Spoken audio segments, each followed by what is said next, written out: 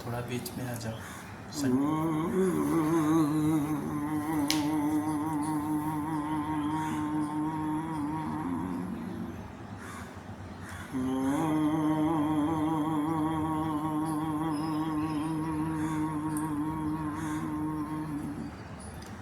ॐ शरणायवतु शरणो भुनक्तु सह वीर्यं करवावहै तेजस्विनावधीतमस्तु मा विद्विषावहै। ॐ शान्तिः शान्तिः शान्तिः। शङ्करं शङ्कराचार्यं केशवं बादरायणं सूत्रभाष्यकृतौ वन्दे भगवन्तौ पुनः पुनः। ईश्वरो गुरुरात्मेति मूर्तिभेदविभागिनी व्योमवत् व्याप्तदेहाय दक्षिणामूर्तये नमः। अखण्डमण्डलाकारं व्याप्तं येन चराचरं तत्पदं दर्शितं येन तस्मै श्रीगुरुवे नमः। अज्ञानतिमिरान्धस्य ज्ञानाञ्जनशलाकया चक्षुरुन्मीलितं येन तस्मै श्रीगुरुवे नमः। गुरुर्ब्रह्मा गुरुर्विष्णु गुरुर्देवो महेश्वर गुरुः साक्षात् परं ब्रह्म तस्मै श्रीगुरुवे नमः। त्वमेव माता च पिता त्वमेव बन्धो च सखा त्वमेव वेद्याद्रविणं त्वमेव सर्वं मम देव त्वमेव सर्वं मम देव।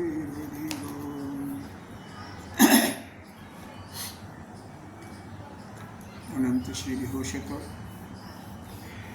1008 पंचायती महानिर्वाणी अखाड़ा की वरिष्ठ श्रोतीय ब्रह्मनिष्ठ महामहेश्वर एवं उत्तर प्रदेश संत समाज के अध्यक्ष सदगुरु भगवान के चरणों में कोटि नमन।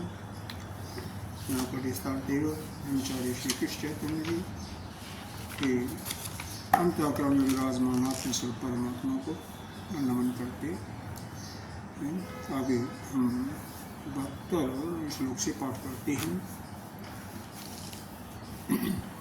राज्ञो भयं चोरभयं प्रमादात् राज्ञो भयं च भयं प्रमादात् भयं तथा ज्ञाति भयस्य वस्तुतः भयं तथा ज्ञाति भयं वस्तुतः धनं भयग्रस्तम् अनर्थमूलम् धनं ग्रहावस्तम् अनर्थमूलं जता शतां तन्न सुखाय कल्पते यथा सतां कुलाय सत्यते अर्जने रक्षणे दाने अर्जने रक्षते दाने देवापि च वस्तुतः देवापि च वस्तुतः दुःखमेव सदा नृणाम्ना दुःखमेव सदा नृणाम्ना धनं सुखसाधनम् सुखसाधनम्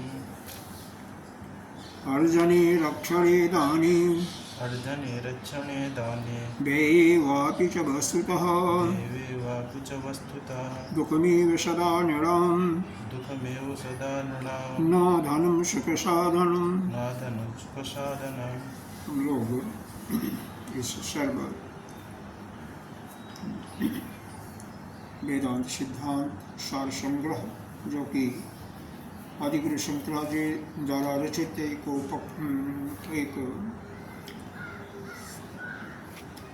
तो ग्रंथ कहते हैं, एक उसका क्या कहते हैं इसको प्रकरण ग्रंथ।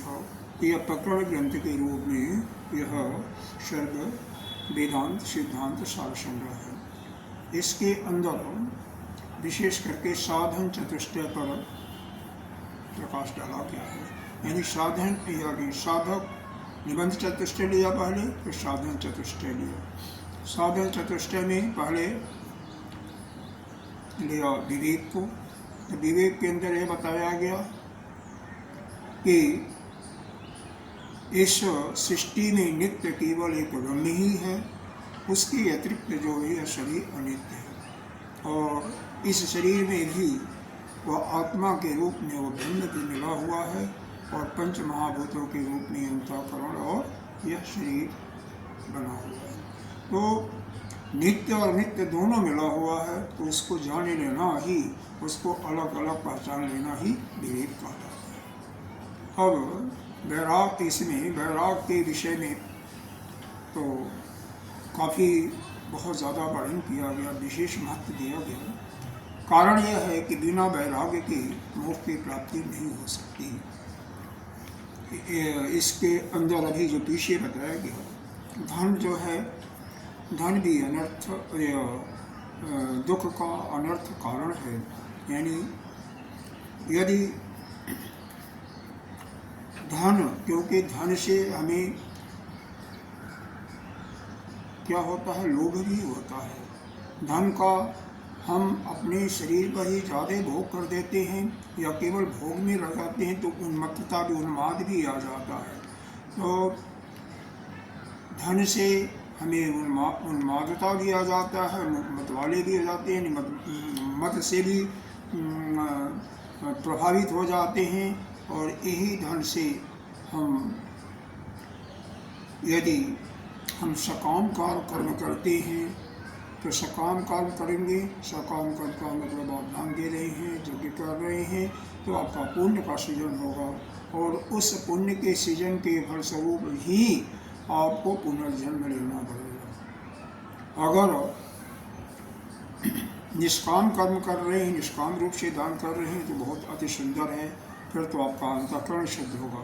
लेकिन ऐसे करने वाले इक्का दुक्का ही देखे जाते हैं। एक्सेप्शनल केसेस में ज़्यादा लोग सकाम ही करते हैं। तो धन के विषय में भी इसके दोषों पर विचार किया गया, तो यह बताया गया कि धन जो है सबसे दुख का एक अनर्थ करता है, बहुत मूल कारण है। सैकड़ों प्रकार के दुख इससे उत्पन्न होते हैं।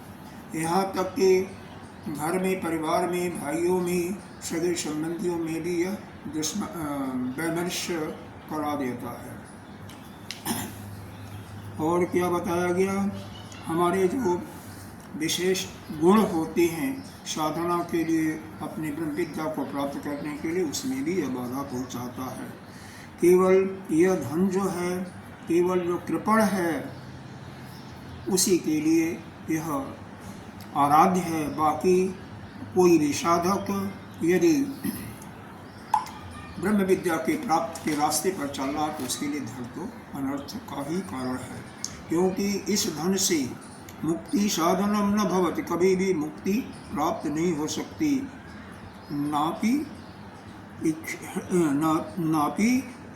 हृत शोधनम, न तो अंतःकरण का शुद्धि हो सकता है। अंतःकरण का शुद्धि क्यों नहीं हो सकता है? क्योंकि हम दान देते हैं तो भी हमारे अंदर कोई न कोई कामना आ जाती है। तो जब तक कामना आती रहेगी तो केवल कामना की पूर्ति ही होगी, आपको पुनर्जन्म ही लेना पड़ेगा। अगर निष्काम होगा तो उस समय तो श्रेष्ठ है, क्योंकि निष्काम करने से ही केवल हृदय की शुद्धि, अंतःकरण की शुद्धि होती है। आगे बताया जा रहा है, धन यदि हम रखते हैं तो एक तो इकट्ठा करने में धन में नाना प्रकार का, विशेष प्रकार का परिश्रम करना ही पड़ता है। फिर राजा से भी डर होता है। राजा का मतलब आजकल राजा का प्रथा न ही है, लेकिन गवर्नमेंट से इनकम टैक्स, सेल टैक्स इत्यादि टैक्सों का भय होता है।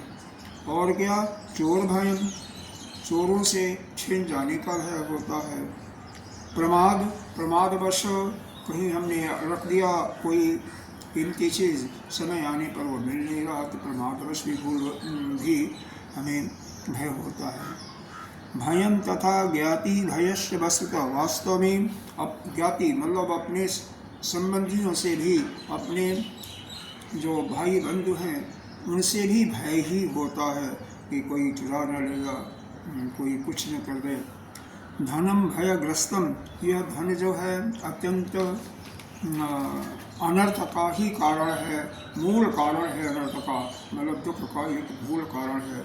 इससे कभी भी यथा सताम तन्न सुखाय कल्पते, कभी भी संत लोग जो सत्य रास्ते पर चल रहे हैं, ऐसे लोग जो ब्रह्म विद्या को प्राप्त करना चाहते हैं, मुक्ति को प्राप्त करना चाहते हैं, वह तन सुखाय कल्पते, कभी भी सुख की कल्पना नहीं कर सकते। यह तो धन के बारे में बताया गया। इसके पहले थोड़ा विशेष दिया गया था कि हमारे अंदर जो कामना आती है, उस कामना को किस प्रकार से क्यों आती है और उसका उन्मूलन कैसे करें, तो उसके विषय में 2 चीज़ें विशेष करके बताया गया था कि जो वस्तु जिस रूप में है उसी वस्तु को देखें, जैसे है उसके वास्तविक स्वरूप को देखें, उसकी उपाधि को हटा करके उस पर जो पेंट शेंट लगाया गया उसको निकाल करके उसको अलग करके देखें। दूसरी चीज़ यह उसमें बताया गया था कि अगर हम उस वस्तु को भोगने जा रहे हैं या कभी भोगेंगे, भोगने के अंदर जरा सा भी तिल मात्र भी इच्छा है, तो उसके दोषों का नित्य प्रति चिंतन करते रहें। जब हम किसी वस्तु के दोषों का चिंतन करते रहेंगे, सुख जो प्राप्त होता है उसका तो चिंतन आप आसानी से हो जाता है, लेकिन दोष का चिंतन हम नहीं करते। तो इसलिए किसी वस्तु जो हमारी भोग्य पदार्थ हैं, चाहे वो किसी रूप में है, उसका हमें उसकी दोषों को पहले अच्छी तरह से जान करके और उसका चिंतन करते रहना चाहिए, क्योंकि उसका हम चिंतन करेंगे और पदार्थ को जिस रूप में है उसी रूप में देखेंगे, तो हमारा संकल्प, हमारे अंदर से संकल्प कभी नहीं होगा। इस चीज़ का संकल्प, उस वस्तु को भोगने का। दूसरा, जब संकल्प नहीं होगा तो उस वस्तु के प्रति हमारी कामना ही नहीं रहेगी, यानी वह भोग की कामना का बीज ही नष्ट हो जाएगा, तो न तो संकल्प ही आएगा न तो कामना। इस प्रकार से हम कामना पर विजय प्राप्त कर सकते हैं। कामना का मतलब जितने भी भोग पदार्थ हैं, चाहे वो प्राणी है, जीव जंतु है, पदार्थ है, देश है, हर एक के अंदर जो थोड़ी सी सुख की बुद्धि होती है, उसको एक साइड में रखते हुए उसके दुख, उसके दोषों पर विचार अच्छी तरह से करना चाहिए। अगर हम उसके दोषों पर विचार करेंगे, उससे हमारा क्या नुकसान होगा, हमारे साधना में वह किस प्रकार से बाधा डालेगा, हमारे शक्ति का ह्रास कैसे होगा।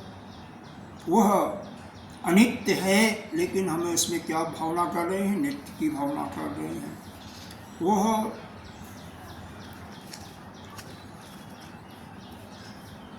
कहते हैं कि वह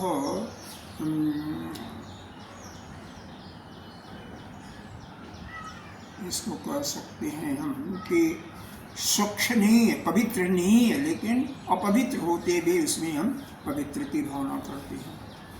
उस पदार्थ से जो सुख मिलेगा थोड़े समय के लिए, वह भी अनित्य ही मिलेगा। तो इन विषयों पर अगर हम ठीक ठीक विचार करेंगे, तो हमें किसी वस्तु की कामना, भोग की कामना, वो हमारे अंदर से समाप्त हो जाएगी आसानी से, और कोई उपाय नहीं है। आगे जो बताया गया, अर्जनी 72वें श्लोक में, जब हम धन का उपार्जन करते हैं, अर्जन करते हैं, अर्जन का मतलब इकट्ठा करना भी होता है, उपार्जन करना। कैसे भी इकट्ठा कभी करोगे, जब परिश्रम करोगे तो उसमें भी काफ़ी परिश्रम करना पड़ता है, धन वैसे नहीं मिलता है। दूसरा, उसके फिर धन इकट्ठा हो गया तो उसके रक्षण में भी सिक्योरिटी गार्ड लगाओ, या खुद रक्षा करो, और दान में भी, व्यय में भी, और वस्तुतः दान में भी जो हम खर्चा करते हैं, उसमें क्या होता है, वह हम दान तो करते हैं, लेकिन हमारे अंदर कोई न कोई कामना आ जाती है, और वह कामना हमें पुनर्जन्म को ही देगी, हमारे अंतःकरण को शुद्ध नहीं करेगी। साथ ही साथ जिस प्रकार से दान करना चाहिए आनंद पूर्वक, वह आनंद हमारे अंदर नहीं होता है। हमारा चित्त जो है में विकृति आते हुए कि यह क्या हमारा, मतलब हमने इतना खर्च कर रहा हूँ, जैसे अगर हम कोई और काम कर सकते तो अच्छा था। यह भी विचार ज़्यादा लोगों को 99%, 95% लोगों को तो आता ही है, 95% से ज़्यादा लोगों को आ जाता है। कोई भी दान करते हैं या तो अपना बड़प्पन सिद्ध करना, या अपने को एक बहुत बड़ा समाज सेवक सिद्ध करना, या अपने हमारी जस हमारी कीर्ति दूर दूर तक फैले कि हम बहुत बड़े दानी हैं। और इन सब का होता क्या है, वस्तुतः वास्तविक में उस साधक की, अगर वह साधक है तो उसके साधना में हानि ही करता है। क्यों? दुखमेव सदा निराणाम न धनी सुख साधनम। धन जो है निराणाम मतलब मनुष्यों के लिए जीवों के लिए क्या है, हमेशा सदा हमेशा केवल दुख का ही एक साधन है, और सुख का साधन तो धन कभी हो ही नहीं सकता। देख लो, इसका मतलब थोड़ा सा यहाँ पर गंभीरता से समझना चाहिए। आगे बताएंगे कि अगर निर्धन है तो भी वह दुखी होता है। भाई बिना धन नहीं है, अगर हमें मान लो रोटी के लिए ज़रूरत है या रहने के लिए शरीर को कवर करने के लिए, झाड़े से बचने के लिए तो दुख होता है। तो निर्धनता भी धन का कारण है, और ज़्यादा धन हो जाए तो उसकी सुरक्षा भी, वो भी हमें परिश्रम तो करने में तो परिश्रम किया ही, धन उपार्जन में तो किया ही, फिर उसको सुरक्षा में भी हमें परिश्रम करना पड़ेगा, तो हमारे साधना के लिए बहुत बड़ा बाधक हो जाता है। इसलिए धन उतना ही कमाना चाहिए जितनी हमारी आवश्यकताएं सुचारू रूप से चल सके। आवश्यकता हमारी पूरी हो जाती है, जिससे उससे ज़्यादा हमें धन की ज़रूरत नहीं होनी चाहिए।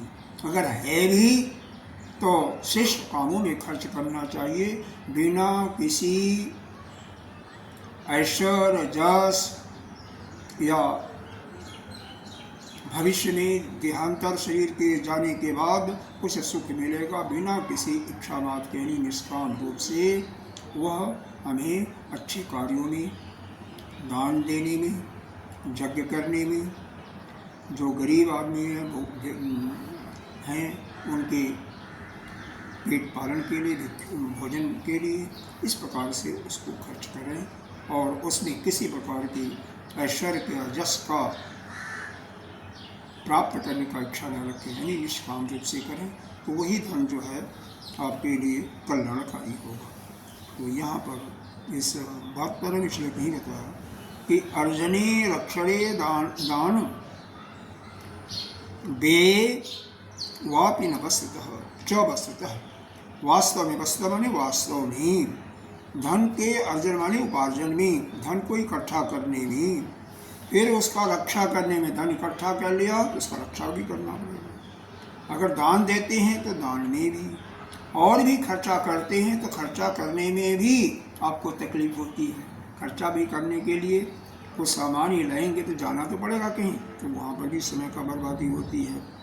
तो अस्तमी यहाँ पर चारों चीज़ों में बताया गया मनुष्यों के लिए, साधकों के लिए केवल दुख का ही कारण है। हम उसको उत्पन्न करते हैं, कमाते हैं, इकट्ठा करते हैं, उसकी रक्षा करते हैं, या दान करते हैं, या अन्य कामों में खर्चा कर रहे हैं, तो हर एक में दुख ही दुख है। यह इसलिए यह धन कभी भी सुख का साधन तो हो ही नहीं सकता।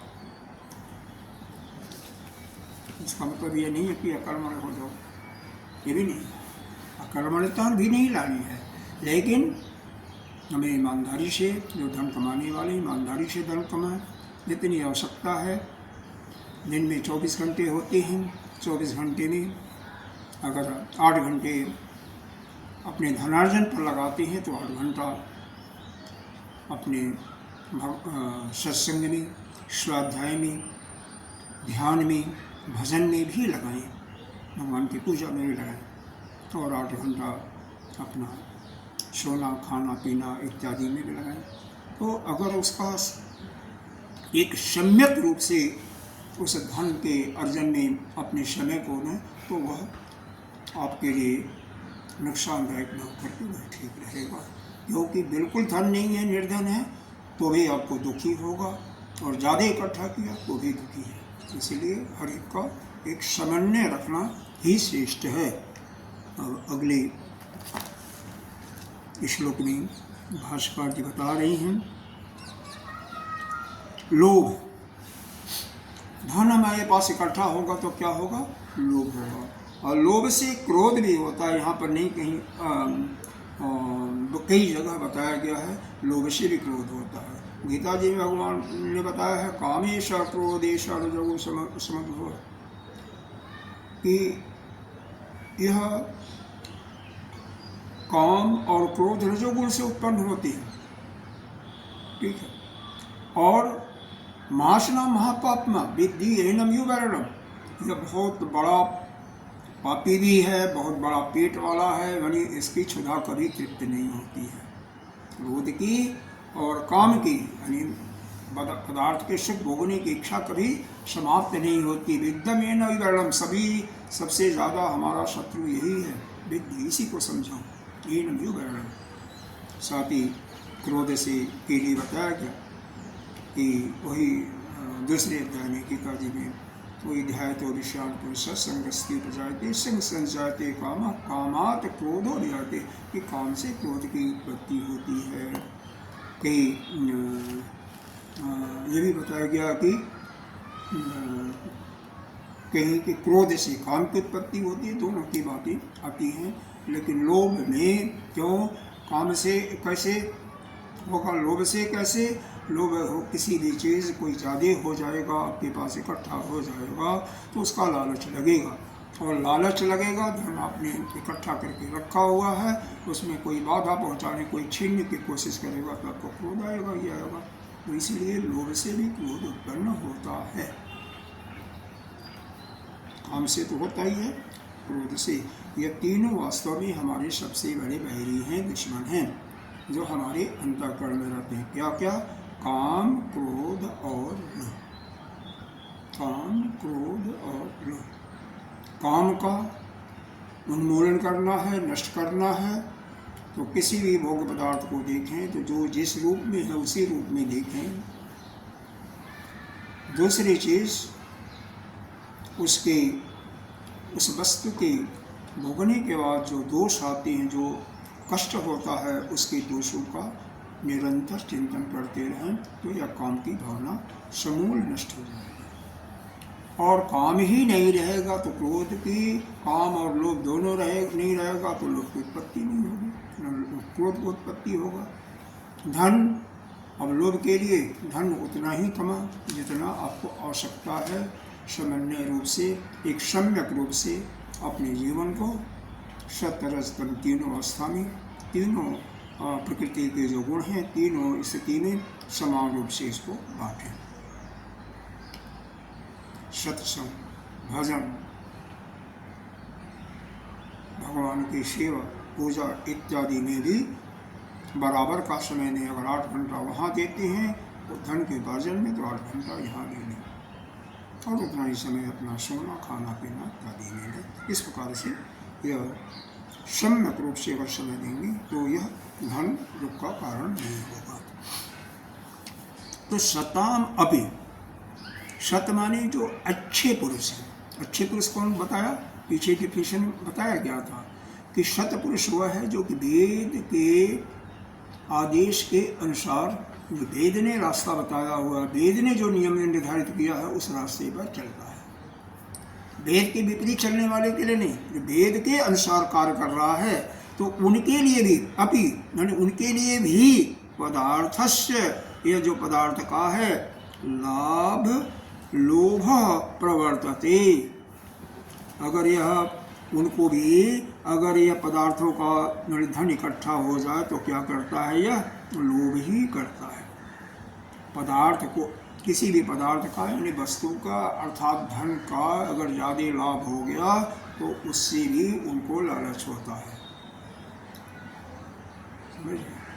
कोई भी अच्छे पुरुषों के लिए है, जो इस ब्रह्म विद्या के प्राप्त करने के रास्ते पर चल रहे हैं, उनके लिए भी है।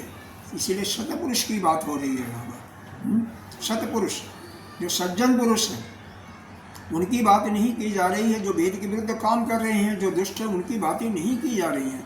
तो उनके लिए भी अगर लाभ मिल गया, ज़्यादा लाभ हो गया, धन ज़्यादा कमा लिया, तो वह लोभ को ही जन्म देता है, वह लोभ की ही में प्रवृत्त हो जाता है, यानी उसके अंदर भी लोभ की भावना आ जाती है। और विवेकी लोप्यते लोभ, और क्या, जैसे यह लोभ हुआ ज्ञानी के लिए भी, तो उनके लिए भी क्या है, सत्य असत्य के विचार की बुद्धि उनकी भी भ्रष्ट हो जाती है। किसी भी चीज़ के प्रति अगर आपको लोभ हुआ, अरे अर्जुन का देखा था गीता जी में, मोह ही तो हुआ था, लोभ से ही मोह होता है। मोह के कारण उसका सब क्या हो गया, उसकी बुद्धि, यही कहता ना, कार्पण दोषो अपहस स्वभाव, कार्पण दोष के प्रता के दोष से हमारा स्वभाव जो है, ऐसा लगता है कि मैं गिर चुका, घायल हो चुका हूँ।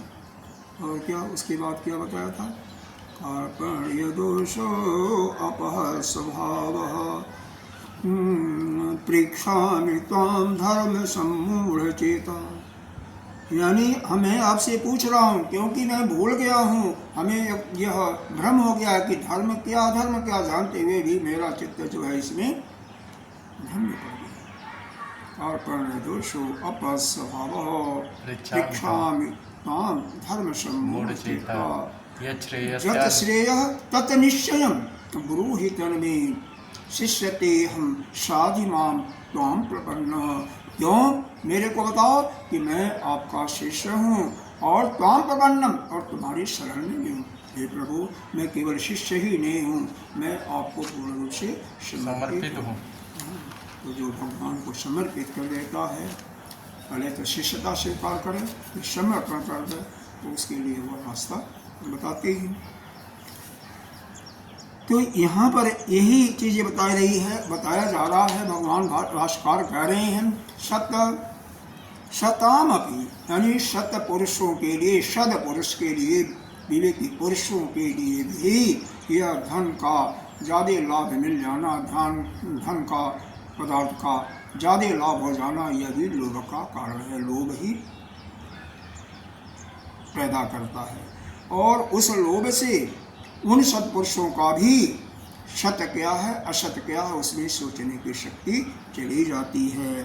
तस्मिन् लुप्यते विनश्यति, और फिर क्या होता है, और जब उनकी बुद्धि नष्ट जाती है, जिसके नष्ट होने पर उनका स्वयं नष्ट हो जाना, मतलब वह पतन के साधना से च्युत हो जाते हैं। अपनी जो रास्ते पर ब्रह्म विद्या को प्राप्त करने के रास्ते पर चल रहे हैं, वहाँ से वह नीचे गिर जाते हैं। तो साधना में बहुत धन हो, किसी वस्तु की, कोई भी वस्तु उसको भोगने की इच्छा हो, यह सभी वास्तव में अनर्थ के ही कारण है, उसको पदच्युत ही करते हैं। दहति लाभे निसत्त्वं दहति अलाभे निसत्त्वं दहति अलाभे लाभे निसत्त्वं लाभे लोभो दहति अमुम् लोभो दहति अमुम् तस्मात् संतापकं वित्तम्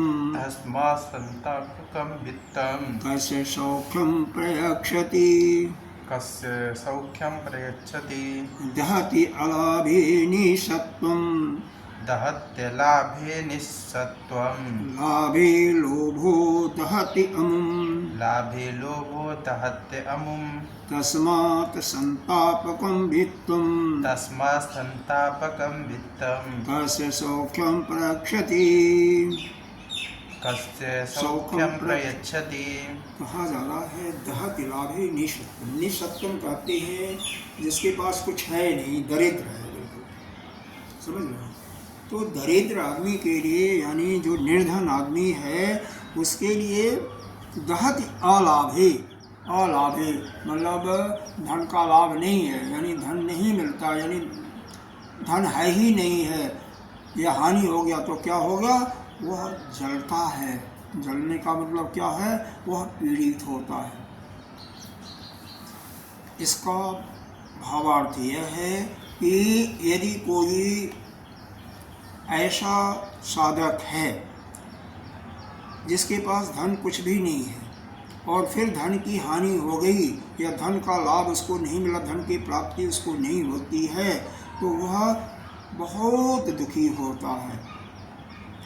इसी का विपरीत देख लो, लाभे लोभो दहति यमून, और जिसको लाभ हो जाता है ज़्यादा तो क्या होता है?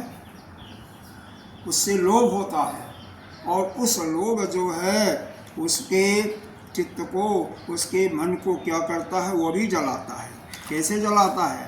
तस्मात् संतापक, जैसे सूर्य की ग्रीष्म ऋतु की जो है तेज सबको संतप्त करता है, सबको दग्ध कर देता है, सबको सुखाता है, जलाता है, उसी प्रकार से यह यदि धन किसी को ज़्यादा मिल गया, लाभ इसका ज़्यादा हो गया तो उसको लोभ हो गया, और यह लोभ जो है उसको सूर्य की प्रचंड गर्मी के जैसे प्रचंड तेज के कारण से शरीर जलता है, उसी प्रकार से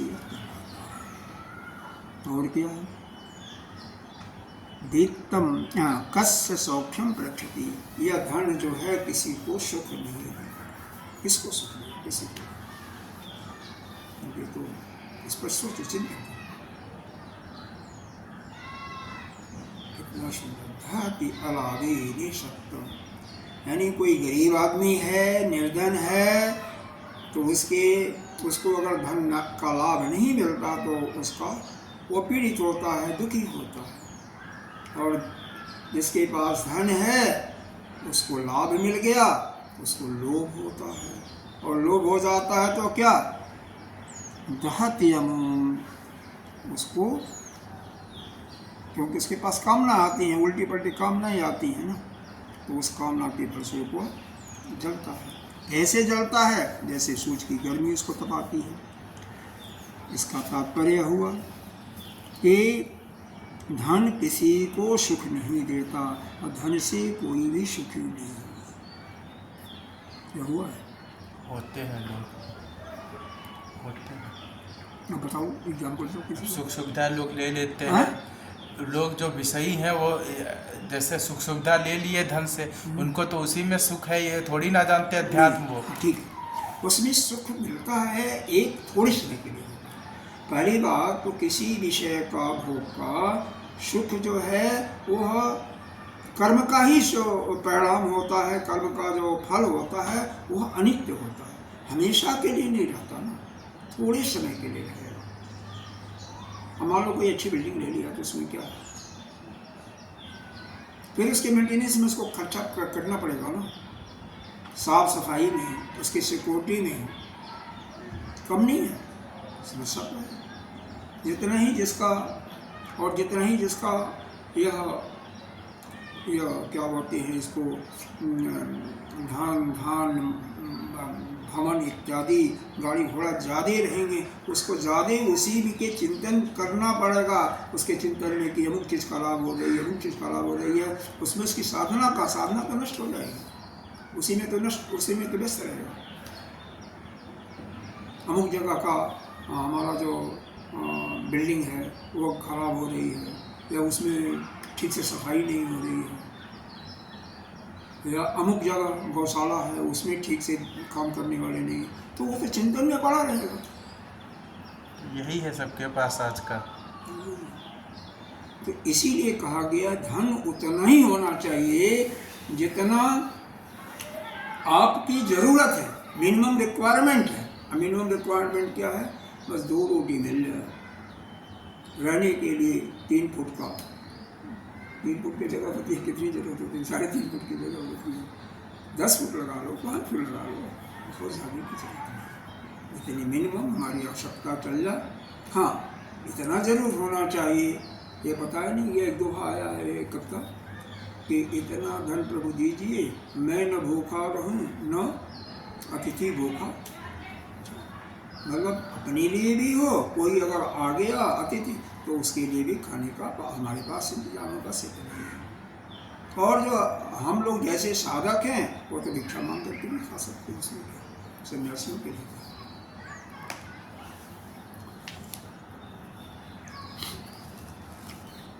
अब देखो क्यों, मान लो धन ज़्यादा आ गया तो क्या करोगे भाई, क्या होगा, आपका नुकसान क्या होगा, इस पर विचार अगले श्लोक में बताया क्या है कि जब लोभ करोगे, धन ज़्यादा हो गया तो क्या करोगे आप, भोग करोगे। अब भोग से क्या होगा, मत्तता, उन्मत्त हो जाओगे। जो जितना भोग करेगा ना उतना ही उन्मत्त हो जाएगा। जंतु माने प्राणी, जंतु माने जानवर नहीं, प्राणी अगर धन का भोग करेगा, ज़्यादा करेगा तो उन्मत्त हो जाएगा। धन जिसके पास होता है उनके बच्चों को देखो, जोकों को देखो, पी करके ऐसे उन्मत्त होते हैं कि उनको अच्छे बुरे का ज्ञान ही नहीं होता है, वैसे ही हो जाएगा। जंतु दानेन पुनरुद्भव हो। और क्या करोगे, मान लो दान करते हो और उसमें आपके अंदर कोई भावना है पुण्य की, तो पुण्य होगा, पुण्य कमाओगे तो फिर पुनः जन्म लेना पड़ेगा, क्योंकि उस दान के फल को भोगने के लिए पुनः आना पड़ेगा। नहीं समझ क्यों नहीं रहे। दान भी करोगे तो भी उसके फल को भोगने के लिए दोबारा जन्म लेना पड़ेगा, चाहे स्वर्गलोक में जाओ और चाहे नरक में जाओ। नरक में तो नहीं जाओगे, वैकुंठ लोक में जाओ, ब्रह्मलोक में जाओ, लेकिन आना तो पड़ेगा।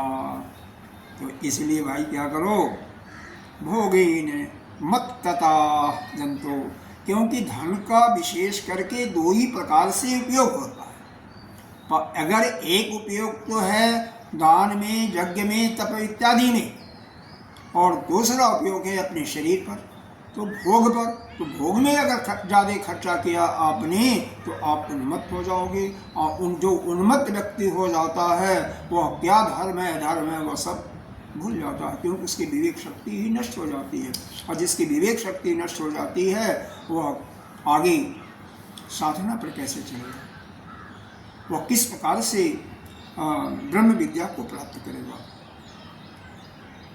लेकिन अपने भोग पर मान लीजिए सीमित ही खर्चा किया, लेकिन बाकी जो है यज्ञ कर रहा, दान कर रहा, इत्यादि कर रहा, तो पुण्य तो इकट्ठा होगा निश्चित रूप से, वो भी तो आना पड़ेगा। हाँ, एक ही शर्त है जो कि यहाँ पर शायद नहीं दिया हुआ है, केवल निष्काम कर्म करके नित्य रूप से वह दान करता है, जिसमें किसी चीज़ की उसको प्राप्ति की इच्छा नहीं है, लेकिन ऐसा होना इतना आसान नहीं है। उसको फिर उसका केवल अंतःकरण शुद्ध होगा और उसको पुनः पुण्य की प्राप्ति भी नहीं होगी, और इसलिए पुनः जन्म लेने की इच्छा नहीं होगी। यदि पाप नहीं करेगा तो कंडीशन नहीं है ना। अगली लाइन देखो,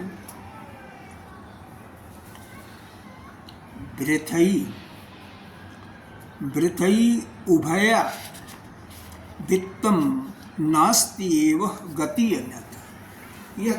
यह धन की, देखो उभया माने दो, यह दो होता है, तो यह दोनों जो है वित्त की, यह धन की दो ही गति हैं। वृथई उभय, हाँ उभय था, या इसमें क्या लिखा हुआ, तुम्हारे में क्या लिखा हुआ भाई, देखो वृथई वो है तो ठीक है, वो तो व्यंजन संधि कर रहा है। उभय के बाद क्या अंतिम अक्षर क्या है, था है कि या है, या है। हाँ, उभया मतलब बहुवचन हो गया, तो उभया ऐसा होता है, रूप क्या वो यथा, हाँ जथा होगा, वो नहीं जथा नहीं, उभय है। उभय माने दोनों, दो का अर्थ ही है, भोग निधन तो प्राणी यो भय था, नहीं वृथी माने वृथा चला जाता है ना। उभया यानी धन के जो दो प्रकार से उपयोग करने की बात है, दोनों इसका मतलब वृथा हैं, बेकार हैं, क्योंकि एक में तो पुनर्जन्म हो रहा है और एक में वो उन्मत्त होकर के काम कर रहा है।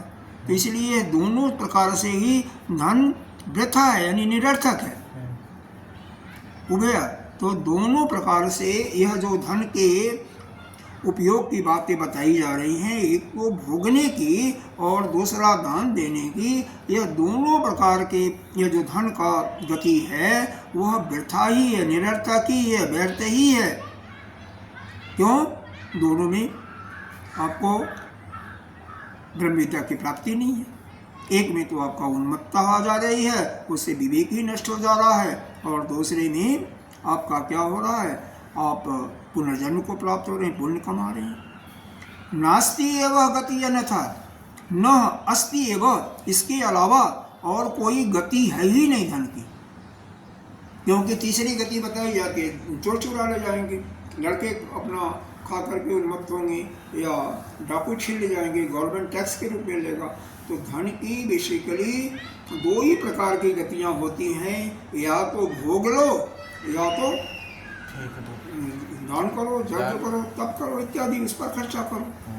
तो दूसरे में जो दान तप श्रेष्ठ कामों में है वह सबसे सुंदर है, लेकिन बशर्ते वहाँ पर निष्काम काम की प्रवृत्ति हो, किसी चीज़ को पाने की इच्छा न हो, तब तो ठीक है।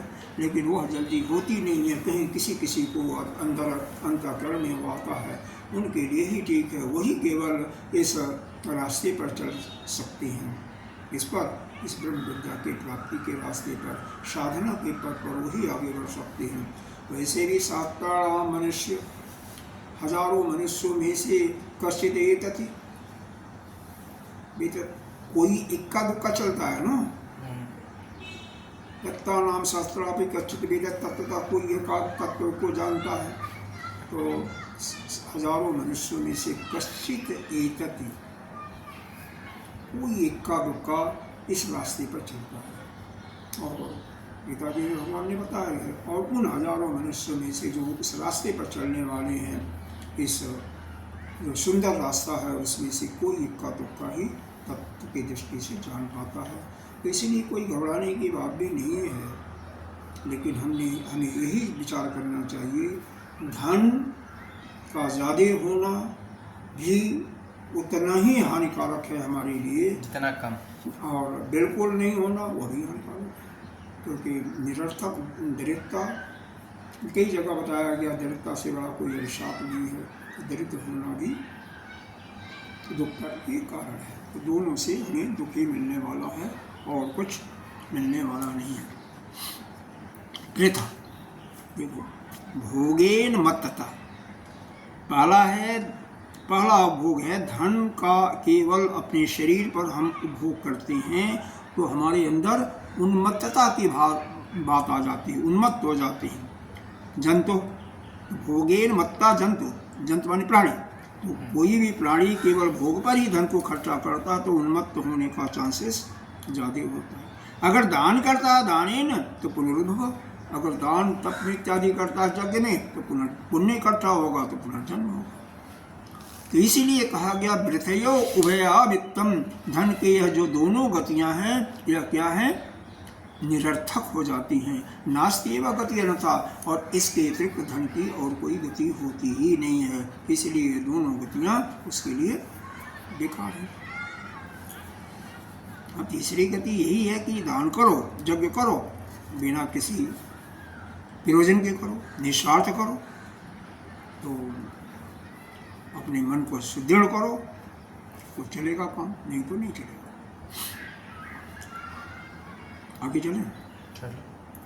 धनेन मद वृद्धि सातु, धनेन मद वृद्धि सा, मदेन अस्मृत्यनाशनम, मदेन अस्मृतनाशनम,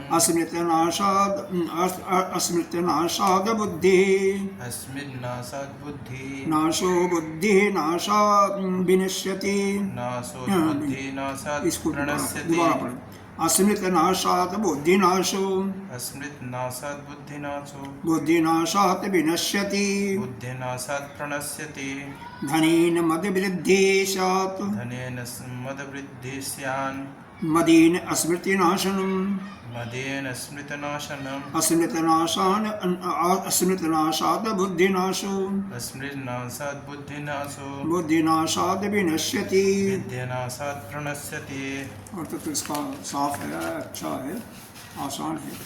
धनेन मद वृद्धि, धन के द्वारा क्या होता है, अहम बढ़ता है, हमारे अंदर मद की वृद्धि होती है।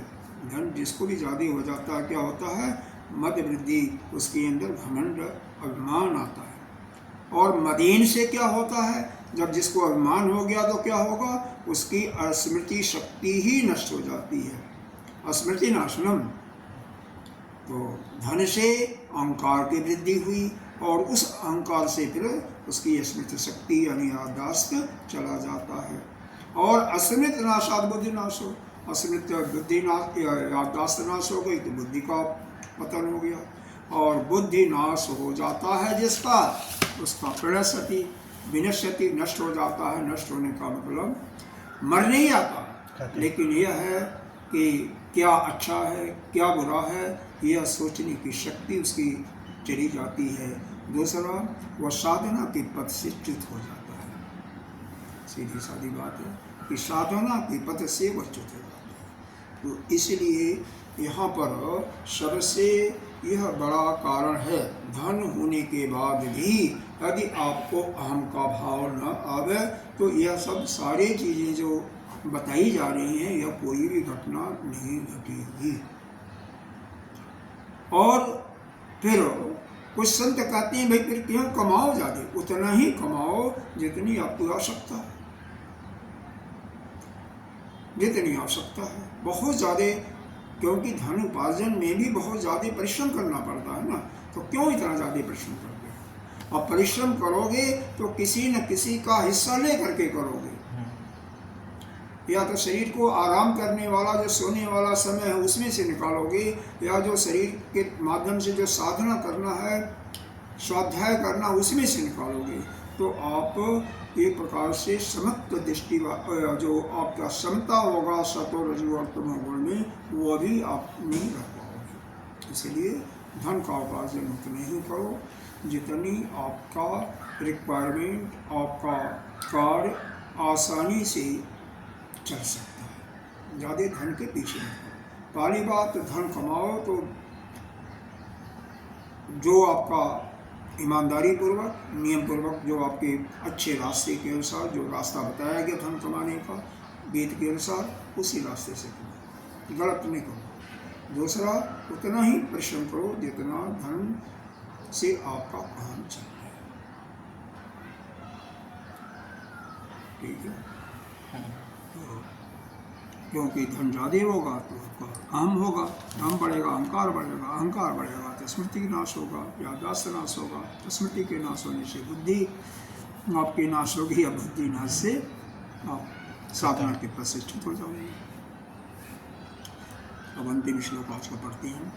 आज का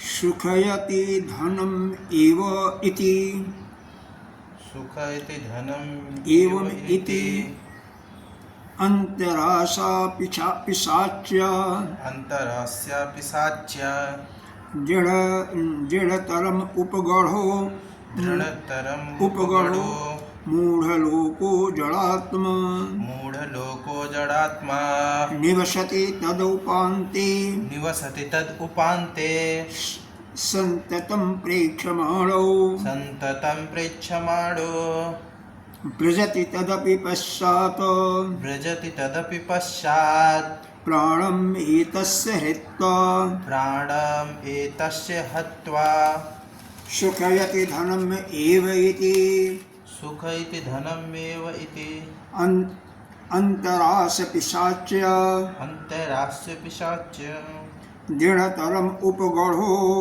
दृढ़तरम उपगणो, मूढ़लोको जड़ात्मा, मूढ़लोको जड़ात्मा, निवसति तदुपान्ते, निवसति तद उपान्ते, सततं प्रेक्षमाणो, सततं प्रेक्षमाणो, व्रजति तदपि पश्चात्, व्रजति तदपि पश्चात्, प्राणम् एतस्य हित्वा, प्राणम् एतस्य हत्वा,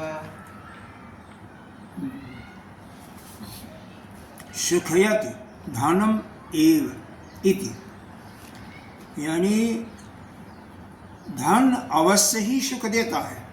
ये आ गया ना, एवं धनम एव इति, तो धन सुख देता है, सुखयति, धन के द्वारा सुख देता मिलता है, यानी यह ठीक है, धन के द्वारा सुख मिलता है, देता है।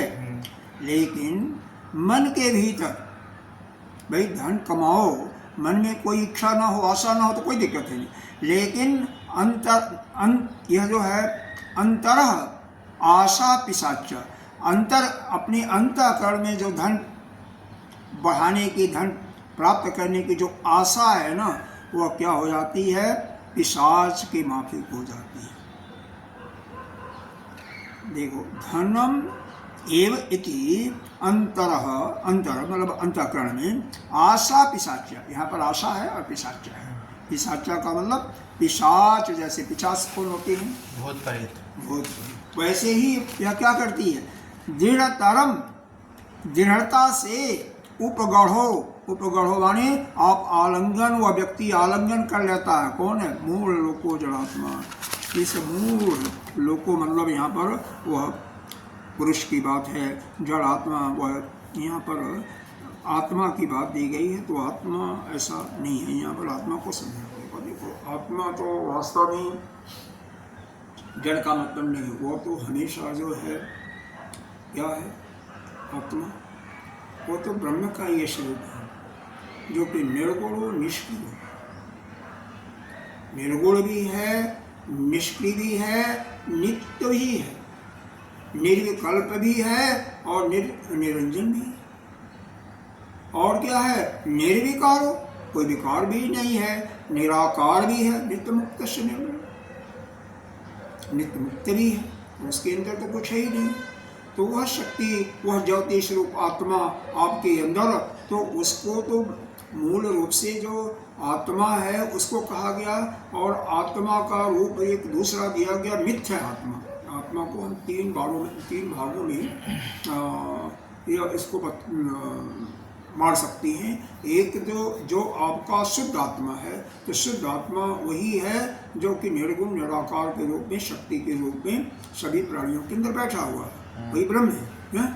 दूसरा, यह जो शरीर को, या जो पंच महाभूतों का बना हुआ शरीर है, यह अंतःकरण है, इसको मान लेते हैं यह तो मिथ्या आत्मा है, क्योंकि शरीर तो है ही नहीं, ये मिथ्या आत्मा हो गया। गौड़ आत्मा जिनका नज़र है अपने क्या बोलता है, पुत्र पर इत्यादि, क्योंकि पुत्र को इसलिए कहा गया है कि पुत्र कहाँ किसी उपनिषद में क्यों आया है कि वही उसी, वह जो है बाद में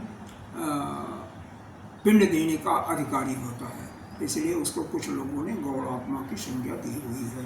तो यहाँ पर विशेष करके यह जो शरीर की है, यह जड़ है, तो यह आत्मा का मतलब, यहाँ पर जड़ आत्मा का मतलब यह जो शरीर है, अंतःकरण है, यह क्या है, ये जड़ है। निवसति तद उपान्ते, उपान्ते का मतलब हुआ उसकी, यह जो आत्मा, यह जो है, देखो, दृढ़तरम उपगढ़ो मूढ़ लोको जनात्मा, यह मूढ़ लोक जो होते हैं, यह शरीर को ही आत्मा मानते हुए उस धन के आशा में कि धन और मिले और मिले, उसी में बिल्कुल चिपक जाते हैं। जैसे एक पुरुष दूसरे को आलिंगन करता है, उसी प्रकार से सुखयति धनम एव इति, धन से सुख प्राप्त होता है, ऐसा आशा करते हुए, ऐसा विचार करते हुए वह क्या करते हैं, पिशाचों के तरह उस धन के आशा में इतना चिपक जाते हैं, इतना उसमें लीन हो जाते हैं कि बिल्कुल उनकी बुद्धि क्या हो जाती है, शरीर से उसी में चिपक जाती है। क्योंकि अगर हमें धन मिला कोई दिक्कत है नहीं, लेकिन मन के अंदर आशा नहीं लगानी चाहिए ना। जैसे मान लो, होता क्या है, किसी के पास मान लो 900 रुपया हो गया, तो वो सोचता है कि 1,100 रुपया और हो जाता है, 1,000 हो जाएगा, 1,000 किडनी बना लें। इसी प्रकार से बड़े लोग जो है 90,000 हो गया, 99,000 हो गया, 95,000 हो गया, तो उनकी आशा ये होती 2-4 हज़ार और मिल जाए तो 1 लाख की गड्डी अलग कर दें। इसी प्रकार से करोड़ों वाले, जिसका 99 लाख 98 लाख हो गया, वो 1 करोड़ का करते हैं। तो यह जो आशा रूपी जो पिशाच है ना, पिशाच का मतलब प्रेत नहीं है, भूत प्रेत नहीं है।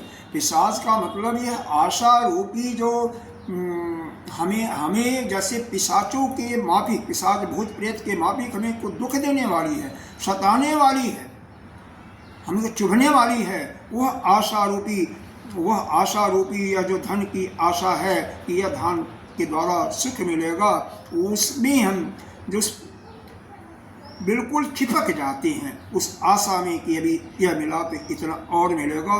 दृढ़ उपमूढ़ हो, दृढ़तर के रूप में मतलब निरंतरता के साथ, पूरा दृढ़ता के साथ उसमें हम जब चिपक जाते हैं, आलिंगन कर लेते हैं।